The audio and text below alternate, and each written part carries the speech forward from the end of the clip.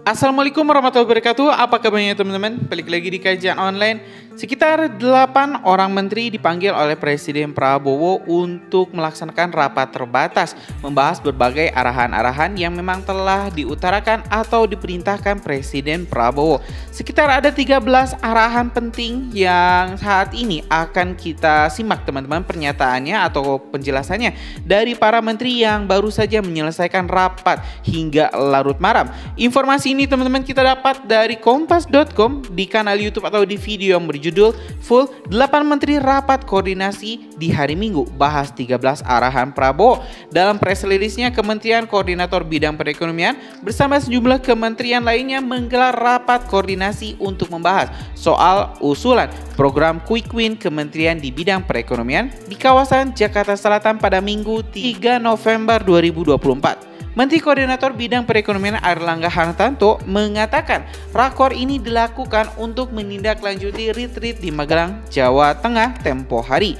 Rapat koordinasi terbatas itu dilakukan untuk menindaklanjuti daripada retreat di Magelang untuk membahas apa yang ditargetkan oleh Bapak Presiden. Dan tentu dari hasil pembahasan ini kami akan segera melaporkan ke Bapak Presiden, kata Airlangga kepada awak media. Adapun rapat koordinasi ini juga dihadiri oleh Menteri ESDM Bahlil Lahadalia, Menteri BUMN Erick Thohir, Menteri Ketenagakerjaan Yesirili, Menteri Perdagangan Budi Santosa, Menteri Perindustrian Agus Gumiwang Kartasasmita, Menteri Investasi dan Hilirisasi Rosan Rosaleni, serta Menteri Pariwisata Widianti Putri Warhana. Oke teman-teman, kita mending simak dulu ini pernyataan lengkap dari para menteri terkait 13 arahan yang telah diberikan kepada para menteri. Yuk teman-teman simak video selengkapnya. Saya didampingi oleh Pak Menteri Perdagangan, kemudian Menteri Tenaga Kerja, Menteri ESDM, Menteri Pariwisata, Menteri Investasi, kemudian Menteri Perindustrian dan Menteri BUMN, dan juga dilampingi oleh para wamen lengkap. Jadi rapat koordinasi hari ini, rapat koordinasi terbatas itu dilakukan untuk menindaklanjuti daripada retreat di Magelang untuk membahas apa yang ditargetkan oleh Bapak Presiden. Dan tentu dari hasil pembahasan ini kami akan segera melaporkan ke Bapak Presiden. Ada beberapa hal yang menjadi catatan dalam rapat hari ini, yaitu pertama terkait dengan keputusan MK. Pemerintah menindaklanjuti keputusan MK terkait dengan ketenagakerjaan, dan Menteri Tenaga Kerja akan segera mempersiapkan regulasi yang akan didorong, dan terkait dengan undang-undang ketenagakerjaan itu juga ada konsekuensi dari perubahan nomenklatur pemisahan Kementerian Tenaga Kerja dengan BP2 MI, sehingga tentu ada konsekuensi terhadap perundang-undangan juga.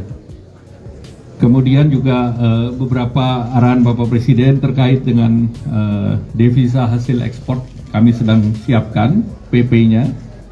Kemudian juga sedang disiapkan yang terkait dengan UMKM, yaitu RPP hapus buku dan hapus tagih dari bank dan lembaga LK, kementerian dan lembaga. Kemudian juga terkait dengan berbagai Perpres dan PP yang sedang dalam proses. Beberapa insentif prioritas yang sedang berjalan diusulkan untuk dilanjutkan ke tahun depan, dan ini akan segera dibahas juga dengan Kementerian Keuangan, yaitu terkait dengan PPN ditanggung pemerintah, PPN DTP, PPN BM maupun PPN DTP untuk kendaraan bermotor berbasis listrik dan mobil berbasis listrik. Kemudian juga PPN DTP untuk properti. Kemudian juga penyelesaian beberapa terkait dengan regulasi kredit usaha rakyat, kredit Al-Sintan, dan juga sedang akan diusulkan usulan baru untuk kredit investasi atau revitalisasi daripada industri berbasis padat karya. Kemudian beberapa program kerja juga disiapkan terkait dengan revisi dari jaminan kehilangan pekerjaan dan regulasi platform, serta integrasi daripada program Siap Bekerja dan Kartu Prakerja. Dari Kementerian Perindustrian tentu beberapa program terkait dengan lartas import, fasilitasi pelabuhan import dan harga gas bumi tertentu untuk beberapa sektor industri, dan pemerintah akan membuat gugus tugas atau task force untuk pembahasan secara detail. Kemudian juga pengamanan pasar dalam negeri akan didorong UMKM supaya bisa ekspor, dan ini tentu akan dibahas dengan KL terkait. Kemudian program-program seperti KUR, Mekar, dan Makmur ini akan terus didorong oleh Kementerian BUMN, dan kita akan terus mendorong hilirisasi, termasuk pengembangan daripada hilirisasi aluminium di Kalimantan Barat. Kemudian dari segi energi, peningkatan lifting migas, kemudian pemanfaatan yang lebih luas terhadap biofuel, bioetanol, dan juga yang sedang dibahas dalam Satgas ataupun Task Force subsidi tepat sasaran di Kementerian ESDM.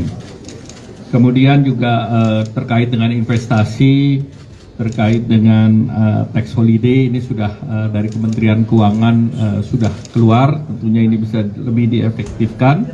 Tentu perbaikan dari OSS, terutama dengan kementerian lembaga terkait, termasuk Kementerian Kehutanan, Lingkungan Hidup, Badan Pertanahan, ATR BPN, dan juga PUPera, beserta 18 kementerian lain yang terintegrasi dalam sistem OSS.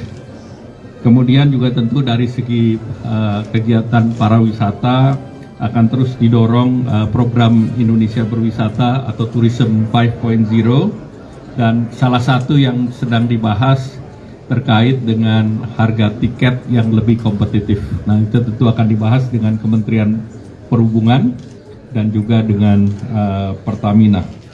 Dan yang lain tentu perjanjian perdagangan dari Kementerian Perdagangan, selain pengamanan pasar negeri, pasar dalam negeri, juga perjanjian-perjanjian yang diminta untuk diakselerasi, yaitu EU dengan EU SEPA, kemudian juga dengan Kanada dan Peru.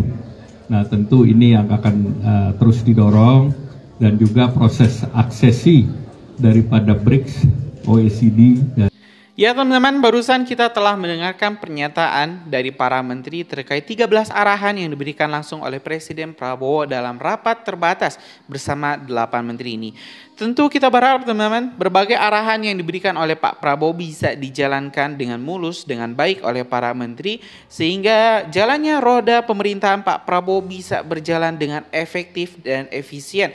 Kita tentu berharap juga ini para menteri tidak ada lagi yang terkena korupsi. Kita berharap para program-programnya adalah program-program yang pro rakyat, tidak hanya sebatas menghabiskan anggaran. Ya, kayaknya teman-teman ini pernyataan atau keterangan dari Pak Airlangga sudah sangat cukup. Ini khusus ya di bidang perekonomian. Indonesia memang masih tertinggal cukup jauh untuk negara-negara seperti Singapura. Padahal ya Singapura luasnya tidak seluas Jawa Barat. Bahkan ya kabupaten di kita saja masih lebih besar daripada Singapura. Tapi memang mirisnya perekonomian Singapura jauh lebih maju, dan ya kita berdoa teman-teman, mudah-mudahan Indonesia pada 2040 bisa benar-benar jadi negara maju, negara Indonesia. Dan kita berdoa teman-teman, mudah-mudahan di 2040 Indonesia benar-benar bisa menjadi Indonesia emas, Indonesia maju, Indonesia adidaya. Terima kasih teman-teman. Assalamualaikum warahmatullahi wabarakatuh.